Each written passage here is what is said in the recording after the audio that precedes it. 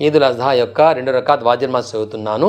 6 అదనపు తక్బీరులతో ఇమాము వెనక నిలబడి అల్లాహు అక్బర్ అని చెప్పి రకాత్ కట్టుకోవాలి.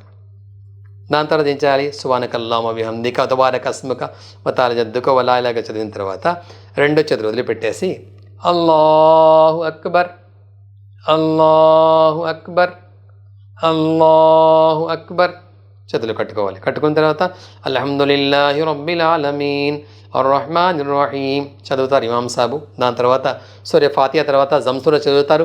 జంసూర అయిపోయిన తర్వాత రుకూ చేస్తారు అల్లాహు అక్బర్ అని చెప్పి.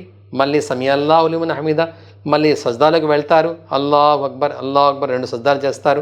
2 సజ్దాలు చేసిన మళ్ళీ నిలబడతారు అల్లాహు అక్బర్ అని చెప్పి. దాని తర్వాత రకాత్ కట్టుకొని ఇమాం సాబ్ ఏం చేస్తారంటే సూర ఫాతిహా చదువుతారు. సూర ఫాతిహా అల్హమ్దులిల్లాహి రబ్బిల్ ఆలమీన్ అర్రహ్మానిర్ రహీం చదువుతారు. దాని తర్వాత జంసూర చదువుతారు.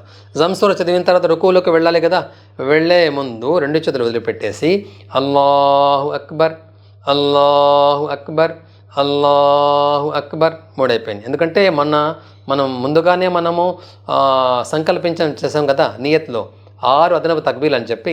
మొదటి రకాత్లో 3 అయిపోయాయి, 2 రకాత్లో 3 అయిపోయాయి. దాని తర్వాత అల్లాహు అక్బర్ అని రుకూలోకి వెళ్ళాలి.